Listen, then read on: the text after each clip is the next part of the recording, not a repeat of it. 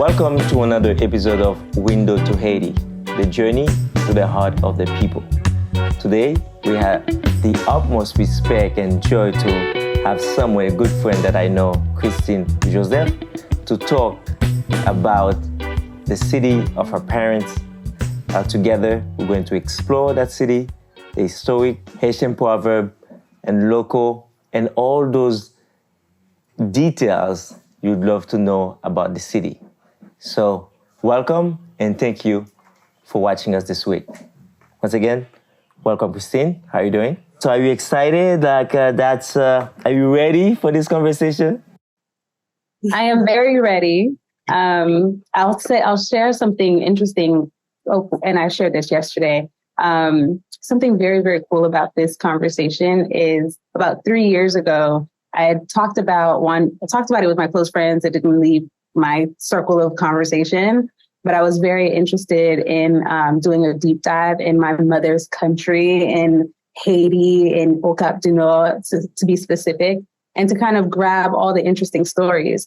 I never did it because I was so concerned about how the story would be told. I wanted it to be told a specific way. So I just never did it. And this kind of feels like a full circle moment where I get to explore even deeper a little bit about my mother's country and my family history and heritage. So thank you so much for allowing me to have this conversation with you.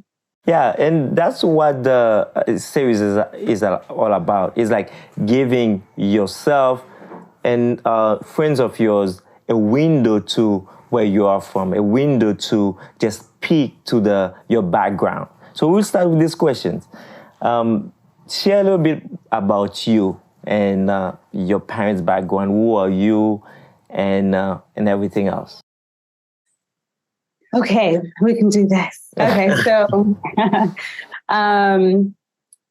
if I had to sum up, I guess, all that I am, I would have to really tie back to my mother. A lot of this conversation will reference the incredible woman that is Marie-Luce Joseph, because she has given me so much freedom. She's given me so much. She's allowed me to experience so much freedom. And I think that's probably how we'll sum up myself. Like, I am a big fan of just experiencing and exploring freedom to its fullness, as abundant as that means, or as explorative as that means, vast opportunities. And so as far as my career, I have a background in just community building altogether, working with nonprofits. Right now, I work with a really interesting nonprofit called Black Ambition, which is all about getting entrepreneurs the opportunities and resources that they need to succeed and to thrive. But that's now, and that's amazing, but that's always been my background.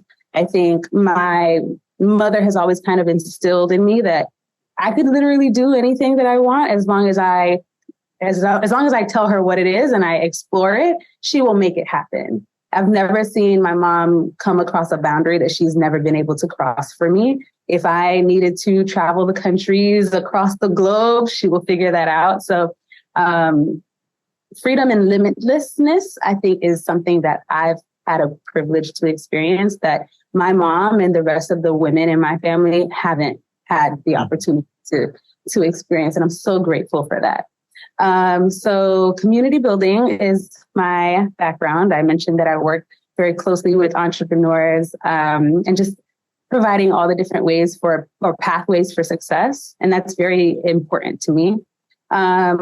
My family is from Cap du Nord, which is amazing, though I've never been there. And then I guess I'll share one confession. Okay. I was very nervous about this conversation because as much as I think I speak great Creole, okay? But I think the natives in Haiti would disagree. They come for me all the time. So yeah, I'm pretty confident in my Creole, but then there's always a moment where I'm like, oh, okay, I don't know how to say that word. So that's my confession for you, David. All right, but you are fine. You are doing great. As a matter of fact, if you didn't tell me, I wouldn't have known about it. Fun fact, we're recording this October 28th, and today is Journey um, International Creole Day. It's International Creole Day today. So, which is a fun fact. Now, tell us a little bit more about your parents, like where are they from in Haiti and what part and everything else. So I've asked my mother several times. I've always heard Cap-Haitian. I've always heard Okap. I've always heard Akudino.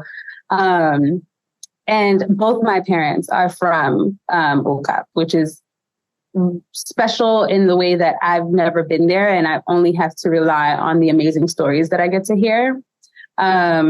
Though I've never been to Okap, I've been to Port-au-Prince. And in that time, I also went to Fort Jacques, which was incredibly beautiful and mesmerizing and absolutely breathtaking, especially when you get to hear a little bit about the story of its past and just such an amazing time. So that's a little bit about where my family's from. I don't think they knew each other growing up, so I can't say that there's any like amazing ties there, but Okap Dino is, or yes, Cap Dino, Cap-Haitian, that's where my family originates from. Yeah. For people that know about fort, it's just the forts are usually at the peak of the cities, the mountains, things like that. And even to go to a Fort Jacques, like it takes you a while to get there. So I'm pretty sure it was an amazing. You had an amazing moment there. When was that? That had to be, I want to say 2015 or 2016. Okay. The interesting thing about that is when I went, so if you're probably very familiar with this, like my mom, I told her I wanted to go to Haiti and she was absolutely vehemently against my decision to go to Haiti, totally against it. And I happened to come across this amazing opportunity called Ayiti. I remember that. So that was such a serendipitous experience just because that application opened right when I asked my mom to go to Haiti and she said, absolutely not. So I applied for the program. I got accepted and I didn't tell my mother because if I told her, she would have absolutely had a conniption and said, absolutely not, you're not going. So I want to say 2 days before, I'm packing my clothes. I don't know anyone in Haiti as far as like my own relationships. All of these relationships are my mother's relationships. I don't know anyone's phone numbers or anything like that. So honestly, me going to Haiti with my friends was very risky just because I wouldn't know anyone. I told my mom 2 days beforehand, oh my gosh. Like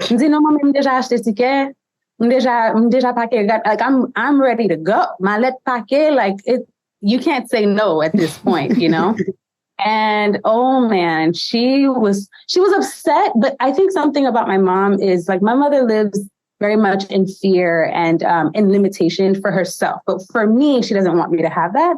And so even though she was really mad, li deja finire tout cousin li yo na Haiti, li deja finire tout monde, like, okay, Christine a privé l'autre fois, make you la privé, make you let, da, da, da, da. So, even though she was really mad, she was just like, all right, I'll deal with this. I'm going to make sure she has the best experience while she's there.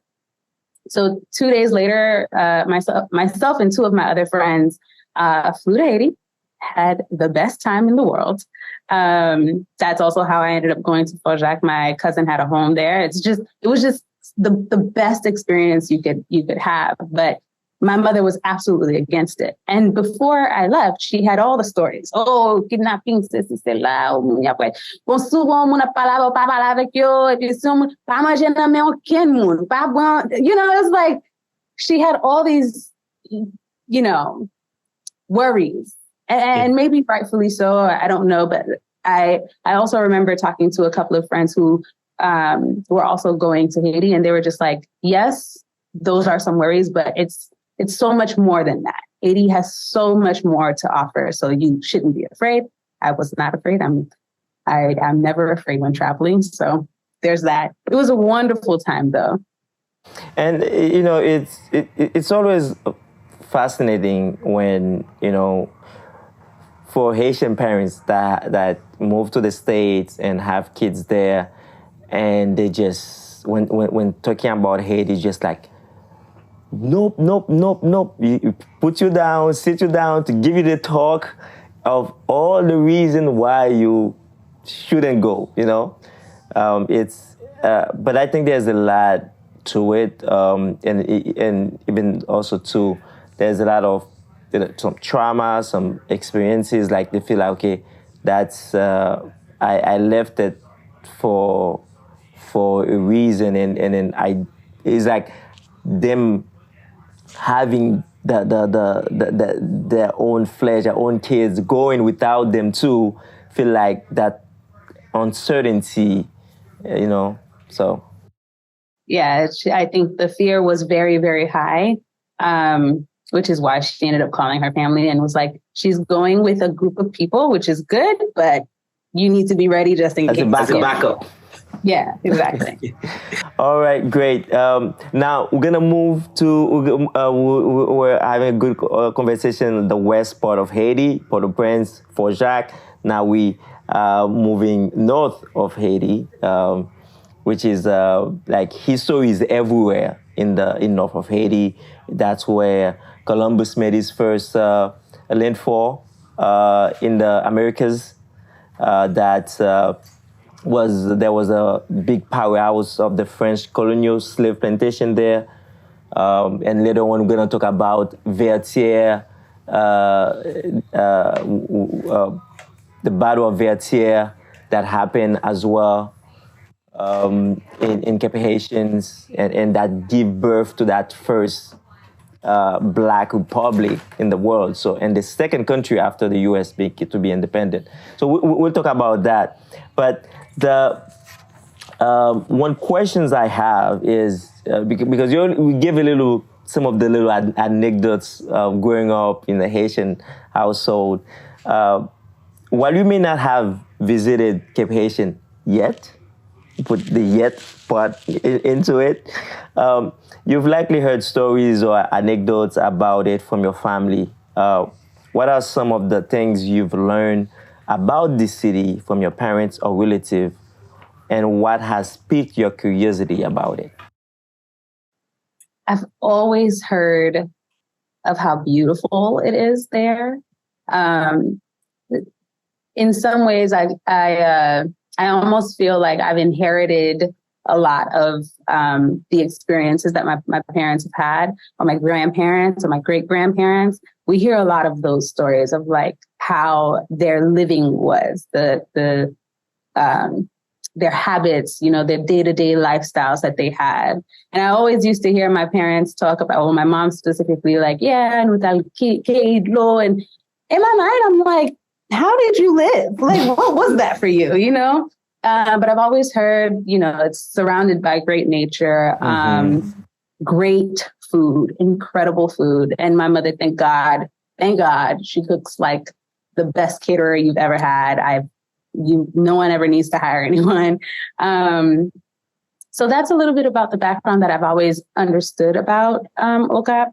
And then also everyone tells me that I need to go in December because it's like Christmas in December is the most amazing experience you could ever have. Have you been during Christmas? No. When did when I went, I know I went 3 times, but I don't remember exactly when. I went with Santla, the fellows. It was beautiful there. And I went right after, because your trip in Fort Jacques. And I remember that when you say Elan, and I remember you guys, I think you went with Saint and Makisha, I believe. I might be wrong. Okay, yeah, see? So I remember. And I went right after that. I think 2017. I went there as well. So I don't remember it was during Christmas, but more and more, Cap-Haitian is becoming more not just a historical city, but more like a very touristy, maybe like cultural, and like a lot of things you would have gone to Port-au-Prince for, it's like you can just get everything in Cap-Haitian. And so I know for a fact, yes, they are becoming that number one city. Well, I've definitely heard that if they're not becoming, they are the number one city, if they're not already. And that has a lot to do with what you're saying, the tourism, the citadel, even how much more modern, like restaurants, and like there's a lot more plaisir, to experience out there. They have the airport there now. Like, there's just so much more that they're kind of allowing to open to the public, and instead of like more of like a village or more close knit experiences, it's more touristic, it's more open, and I love that because I think Haiti deserves that for all that it has. Like, it deserves to have its stories told. It deserves to have pleasurable experiences. It deserves to have, open moments and experiences and parties and compa and all the things that make people enjoy the cities or the areas that they're in. So I love that for OCAP. Yeah, and now too, I think not just OCAP, but the North region. They have that big things, Cap-Haitian, the canal that's being built. So I think it's just like an influx of more people heading to the north. Like while they just go visit the canal that's being built, they venture outside and see other things. So yes, if you can, this December, I think will be lovely. I think you will have the Fort Jacques experience times 100. I think. I agree. I want to say another piece of the culture that I love. So one of my friends used to like just love the Capoise in me, but I didn't know that I had a Capoise side. Okay. It's so interesting because I didn't know. So I obviously grew up with all the women, my mom, my great aunts, all the cousins, and they're very, very, very much OCAP. The tone and the way they speak, the sing-songiness of it, everything is just a little different in the speech in the accent of OCAP. I didn't know that I had that accent until I ended up going to like a babysitter who was raised in Port-au-Prince, and the way she heard me speak, she would always laugh at the things that I say. And I can't really say anything right now off the top of my mind. I should have written them down in my notes, but like there's just certain words that I would say that she would just laugh her hardest.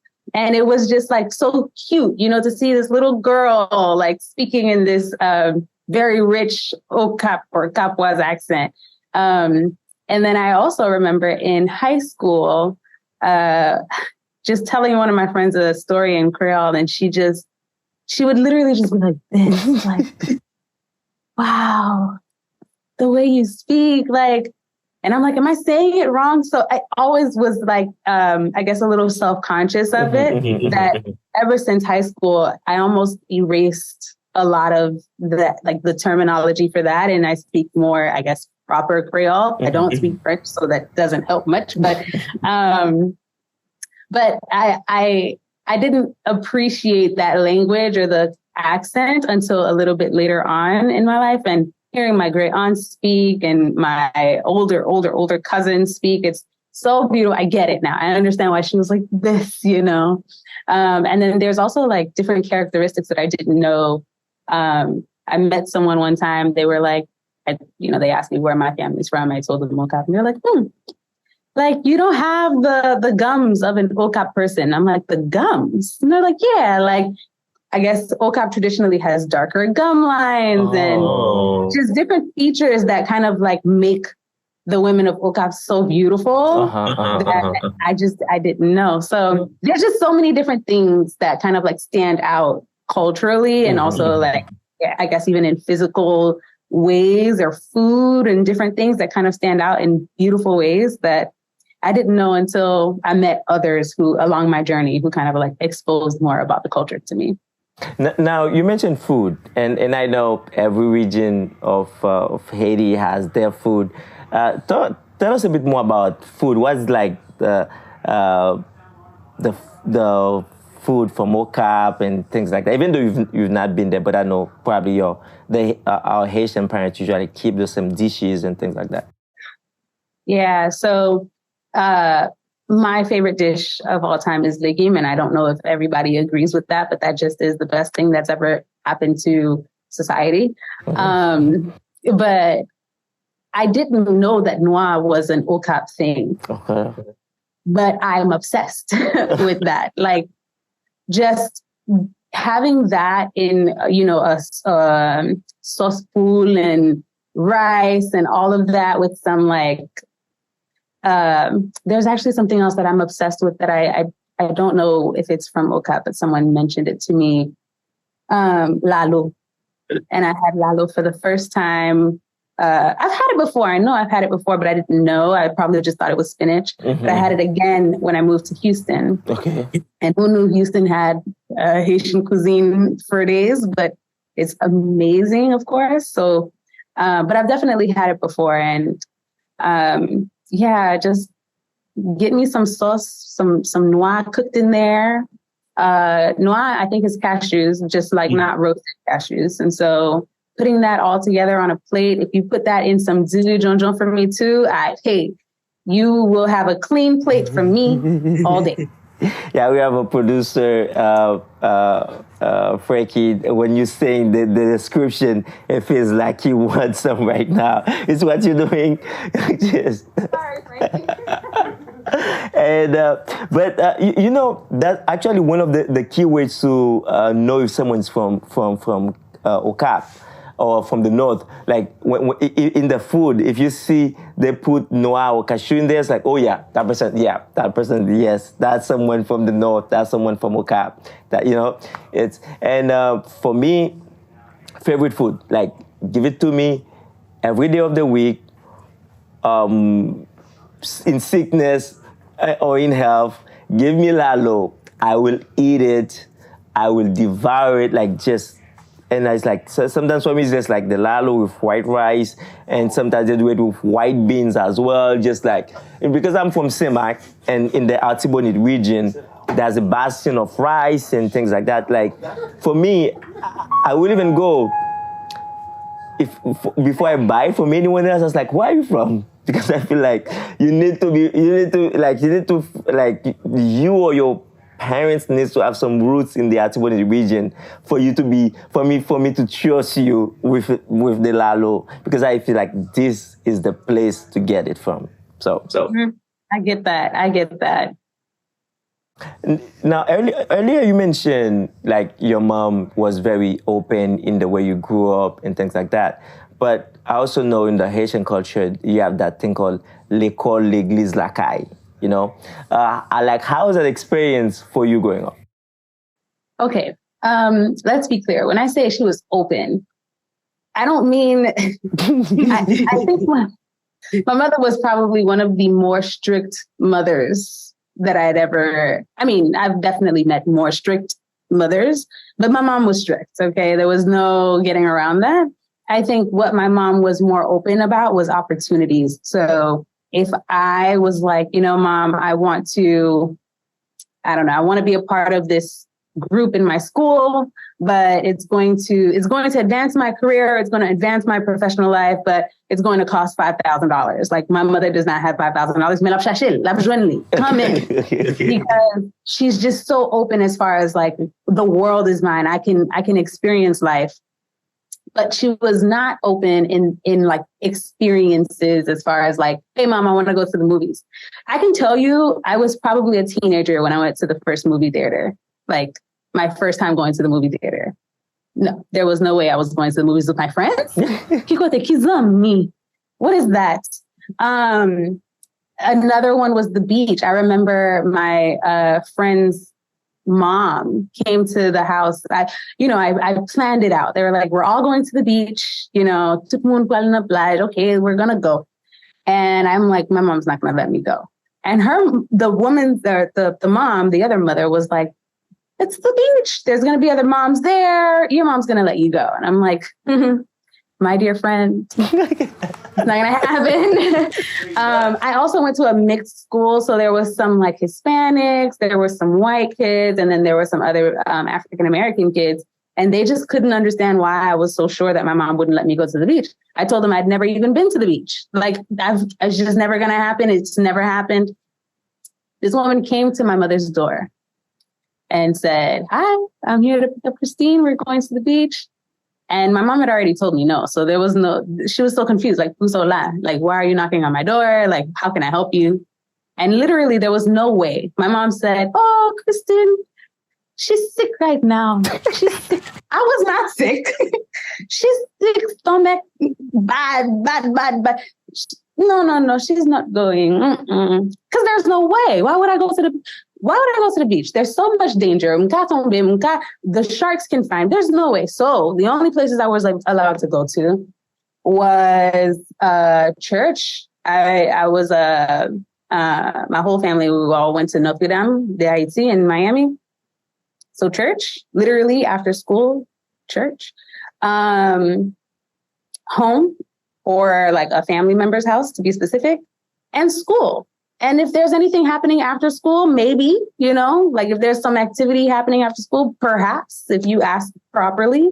But if it's something fun, like a school dance, just like, don't tell her, like just say, "Mommy, there's some after school studying happening." Okay, you can get away with it. But there's no way. It's l'école, l'église, la caille all day.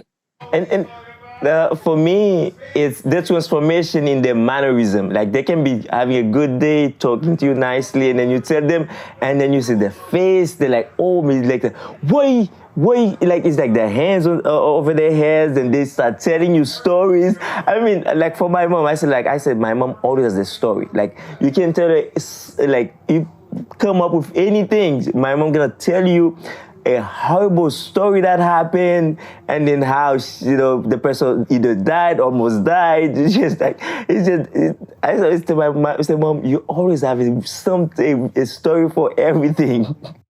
Really, they've lived such long lives, there's just always something. But, I would accept for my mom to tell me no, than for her to tell me yes. Et puis, dans moment, il y a un rêve. Oh, m'pas ka aller parce qu'elle te fait un rêve. Oh, there's a dream that happened. And, oh, Christine, ou te sorti la caille là, après ça, mouais, 3 ans, je campé devant. Yo, dis, pas fond pas. Christine, pas vraiment aucun côté. Pas prêter la caille. And it's like, papers have been signed, field trips forms signed. Like there was just no way. I think there was a level of like revolt that happened to me at college, right? Like, and that's pretty late. I think most people get their revolt in high school when they want to go and do things. My revolt was in college, and I was like, there's no way I'm staying here. Like I absolutely have to go and explore and experience life for myself, and it can't be from the horrible stories that you're telling me. I have to just go and see for myself, and it's been great. Yeah. And recently, that's probably maybe on Union Street, I probably saw a video when they say the parents want you to go to school, church, home. And then by the time you graduate college, it's okay. Yeah, where's the baby? Where's when are we getting married? It's just like what the Haitian math. That's what they call the Haitian math. You told me to go church, home, school, and then I graduate, and when I am getting married, it's just like. I mean, it's not even just church, home, school. It's like absolutely no boys in your life whatsoever. What is that? Like a friend that's a boy? No, absolutely not. You have cousins, you have family. That's about it for you, So for them to now, wonder why you're single, or wonder where your partner is, wonder where your children are by the time you graduate, it's kind of shocking because when was I going to make friends, or where was I going to meet them? So I get that. And in that same vein, talking about how Haitian parents, how they were growing up, And one thing that's usually happened too is Haitian proverb. Like in some way, somehow, there's a Haitian proverb to kind of cement what they are telling you. You know, it's like it's the glue in everything. So, have you ever been exposed to Haitian proverb or anything else? Or if it's not from them or maybe family member, things like that. I feel like I definitely have. I'm sure I have, just because I asked my mom, because I knew this question was coming next year. I asked my mother for some proverbs, and she was like, the proverbs typically come from when, everyone is kind of like done with the evening, everyone's hanging outside with the family, all everyone's talking. And that's when you typically hear stories and proverbs and things like that. And she was like, moi-même, à 7h du matin, 7h du soir, m'bana causer avec moun, So she was like, I don't have any proverbs, but she did give me a few. One of them was fait tant qui t'étant. And I guess it's like when someone is showing off. The other one that I thought was interesting, and I feel like I've heard this one before, was jour fait bois tomber, c'est pas même jour noyer. And I was like, that's a good one. Like, that's a really good one. So I'm sure I've heard so many more, but they just don't come to me as like a staple. But I know you have one. At least for me, by the way, feta qui t'étend too is a good one. Like, sometimes it can be used for me in two different ways. One is sometimes terrible things can happen and you are stuck into it. It's just like, no, fait tant qu'il est temps. Just, let time take care of itself, Just time has a way of taking care of itself. But the other way as well is you see someone that just flashing things, that just flashing things. And I remember I remember a story in Haiti. There was a guy that, came to the States, and whenever he had a chance, we'd go back and just like showing off and like very disrespectful to people because he was the guy, he came from the US and things like that. And then at the point, he even say, you know what? If you guys ever go to the US, I'm gonna climb a coconut tree and kill myself. That's how outrageous he was, Long story short, he got deported. He got deported, and then he's in Haiti. Now he's just in that will go like, hey, fact, sometimes time has a way of dealing, with people, especially people who are arrogant, things like that. But one proverb for this conversation, and I was thinking, was c'est senk cob qui fait good. C'est senk cob qui fait good, which is pennies make the good. Good is the Haitian currency. Senk cob is like 5 cob, like pennies, like the 5 cents and things like that. So that's the translation, which means like little things add up. It's like, especially if you are starting something. And I think the Bible says in Zechariah 4:10, says like, do not despise the small beginnings. Is that so? When you see something, it's just you might not see it at first, but you continue doing it, and you see it's just like little by little, it's building up. Little by little, it's adding up.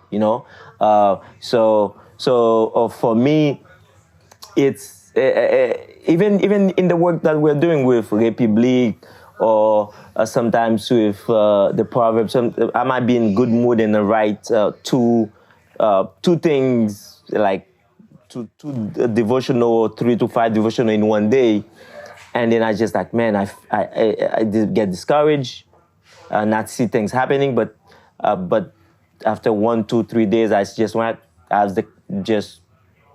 feel to just write one, but it's just by, even when you don't feel it at the moment, but you keep doing it. That's the important part. Is just the consistency is doing it, and then by the time it get blow up, you say, wow, you know what? Yeah, it was actually working. You maybe we were too close to see it, but if you zoom out, like they say, you will see it. So that's why, like, c'est senk qui fait good, little things add up. Yeah, that's a good one. When it comes to anything in life, really, that's always going to be applicable. But of course, with my experience working with entrepreneurs, it's so easy. There's a quote that someone says, which is disruption follows intention. And so pretty much that means like the moment you make the decision to do something and you're committed, you're like, yep, this is the thing I'm going to do. This is the big picture. You know the outcome, you know all the big things. There's always some form of disruption that comes right after it. And it kind of shakes you up a little bit. But the parable, or not the parable, the proverb that you shared is kind of like a constant reminder that as you're working, you're not going to see the big picture and there will be disruption. There's always going to be something that kind of gets in your way. In some cases, some people might have a decision that, oh, I'm going to go and clean my entire house today.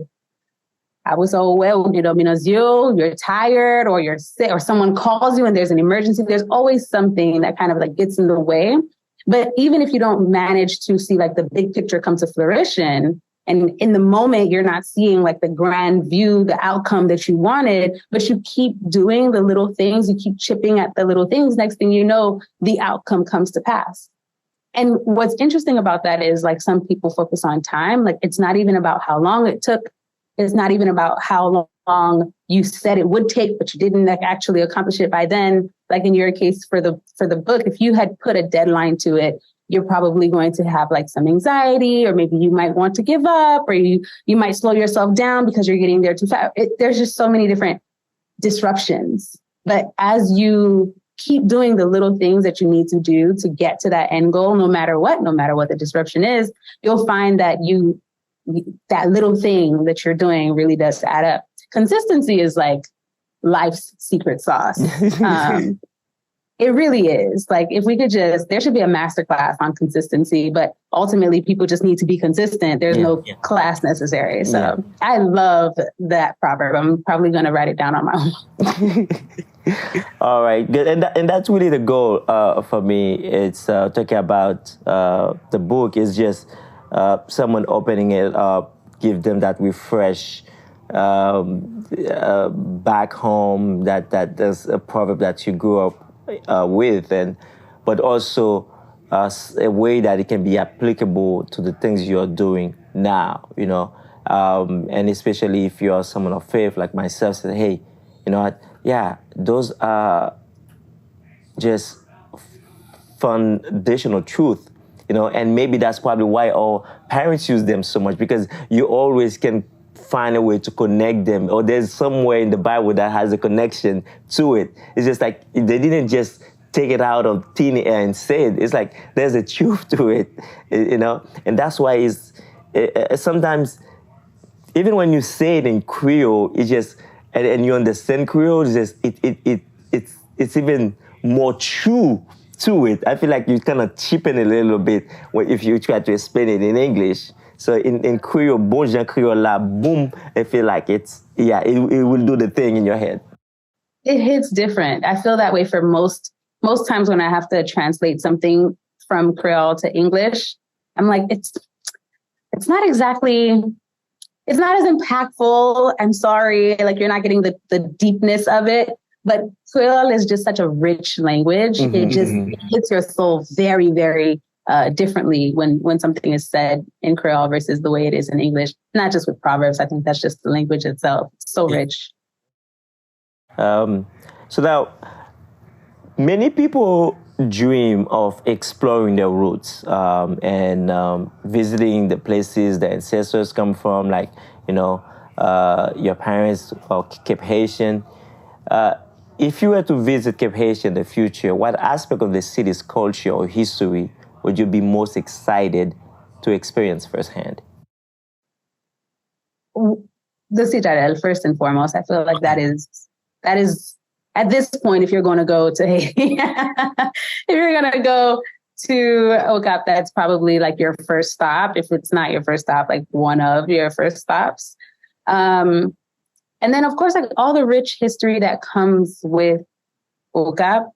You got a chance to kind of share a little bit more with me as well, but just so many different pieces of general OCAP history. But I think I would also, I'm just so obsessed with like familial heritage. I would really want to go and like literally walk the streets of my family, like walk the streets that they walked on, walk to school that they went to, like see their families' homes, see their friends' homes that they had back then. I'm sure everything is probably very different now, but those would probably be outside of like the rich historical context of the country.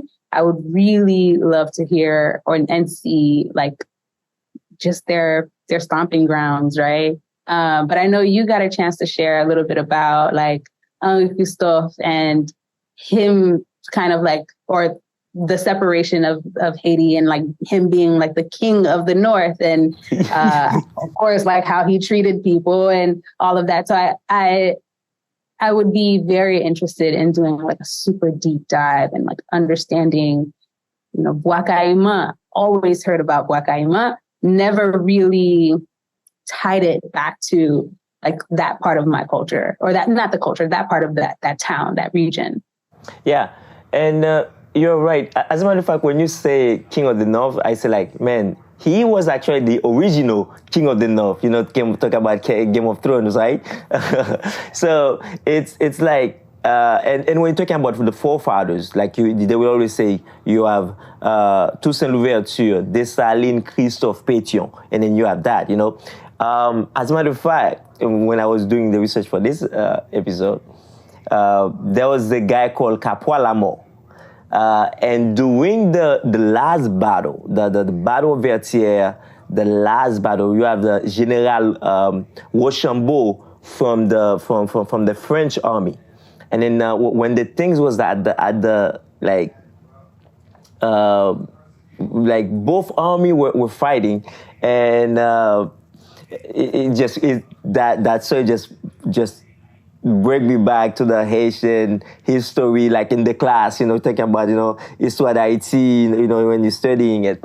They say like, as it was marching forward, and then they threw a cannon on him that hit his hat, and then the hat was gone. Another one that his horse broke the horse a leg, and then he said, you know what, ahead we march, you know, just like, you know, it's like an avant, like I remember the French, I just cannot translate in my head. It says an avant boulette c'est poussière. It's just like, you know, like ahead, like this thing doesn't frighten him. Rochambeau was so mesmerized by his bravery. Like, this is history. That is not me putting, you know, sometimes Haitian add things, but this is history. Rochambeau actually stopped the fight, and then just to give an honor for his bravery, because he's looking at this guy, and then like all those, talking about bullet, what was the Matrix? Neo, when the like go back to when Neo was doing all these things, you know, yes, exactly. I feel like that was Capois-Lamont, and that's I think that's where he got the name too. After that, call it Capois-Lamont. So it was in Cap-Haitians during Battle of Vertières, like the last battle, and then that happened. And I said, wow, it would be a good thing to share. Now another thing too. Because you said you'd like to, like, it hits different when you walk the path, the places your parents walk. Someone posed something, I just kind of like play around with it to add my own sauce to it. And he said this, he said, people often say a Muslim, when he wants to go on a pilgrimage, goes to Mecca. A Christian, when he wants to go on a pilgrimage, goes to the Vatican. An advocate for the black cause, when he goes on a pilgrimage, goes to Haiti. Haiti is the symbol of freedom for the black people. You know, it's just like, yeah, go ahead. No, I was just saying that's absolutely beautiful. Yeah, the name came back to me called Kemiseba, and he said that. I think he said that when he actually went to Haiti, because he's just like, and then it baffled me a lot of ways why Haiti is the way it is. People can come up with a lot of explanation, but the moment you actually put your foot on that land, it just, all like you feeling small disappeared. You feeling inadequate is gone. You feeling is just like have that spirit of inferiority. All is gone. It's like, no, this is holy ground. So yeah. Oh, that's so good. Like that is so incredibly good.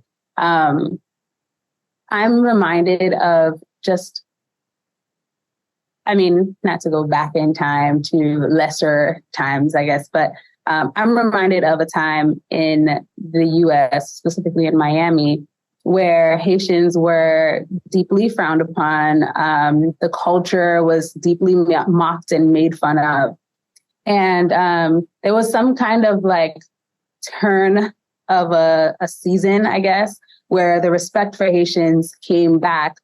But I don't think it was because of the stories that you just told, right? I don't think the respect for Haitians came because of like Capoalamo or even like the battle in the Louisiana, I think the Louisiana Purchase, or even us being like the first independent republic. I don't even think most Haitian Americans recognize those stories.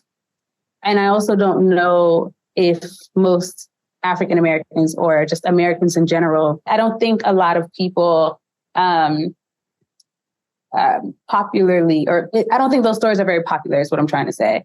And I wish they were, because we do now as a Haitian culture we're not going through a lot of the things that we went through back in those days in Miami or in New York, where, Haitians were being made fun of, and that's great. But I think as a people, the pride and the way we stand, we already have so much pride. We already have so much like stature in the way that we walk. The way, like, you can't talk to us any kind of way. Like we say, like, Pakite munjuina for you. There's no way. You know what I mean? We already have that. But I think it would probably be so much deeper in the culture and in the people of Haiti if we reminded ourselves of these amazing stories, these rich stories of victory and how we've supported other countries. And there's just so much. Another David. And he was just sharing just how much impact Haiti has had, not only in the US, not only in the Caribbeans around us, the Caribbean islands around us, but also in Mexico, but also in like Ethiopia and like other African countries, Colombia. There's just so much victory in our story that I kind of wish that was like more frequently told, or those stories were more popularly told. Yeah, exactly. And it's in that same lane. We can close with this question. Thank you for gracing us with your time. I know you are very busy. And that question I have is, how do you envision the impact of this series, Window to Haiti, in promoting Haitian culture and wisdom to a wider audience? Honestly, it's exactly what I was just saying. Being able to tell the stories that are not more popularly told for Haiti. I think a lot of people probably know that Haiti is the first country to gain its independence, or the first Black country to gain its independence. Okay, that's amazing. And I think that's one of the more incredible things that people hold on to. But there are just so many other stories, not just our impact on other countries, but just our impact on the country itself, like of Haiti as a people, who we are. And I think that will impact not only other Haitians in the diaspora and African Americans, but other cultures as a whole, to kind of see the country for more than whatever is being put out in the media, for more than the gangs and some of the negative things that are being shown. There's just so much more. There's more to the history. There's more to the culture. There's more to the modern day experiences. There's more to the food. There's more than just Port-au-Prince, right? There's all these other regions with other kinds of foods, with other kinds of accents, with other kinds of things that just make you as a person, not just as a Haitian, stand a little bit taller. I'm excited for what that does, what the historical context and the storytelling that you're embarking on, this journey that you're embarking on. I'm excited for people to look through this window to Haiti and see a totally different country than what they're able to see today. So congratulations to you, really. Thank you. And sometimes we just have to open the blind for people to just have a better view of what Haiti is, at least through that window, the prism and through a lens, and being able to show a vision, at least a vision of Haiti that is better than what it is now. But I would be remiss if I did not take this moment to just ask you, earlier when you started, you said like your some of your work as a community builder. You talked a little bit, but as we end this great conversation, would love to just say, okay, where we can connect with you, what's you're up to. I've seen some great work. Like I see you over here, over there, like nice, and on the other end of the interview setup. So that would be your time to share with us some of those great things. Well, thank you for the opportunity and for inviting me to share incredible historical context on my perspective of Haiti. This was a pleasure. So I am on social media. I am on LinkedIn, Instagram, not Twitter. So it's Christine Joseph. So it's Christine Joseph on Instagram and on LinkedIn. And I think one of the things that you probably will always find me talking about is community building within the entrepreneurship space.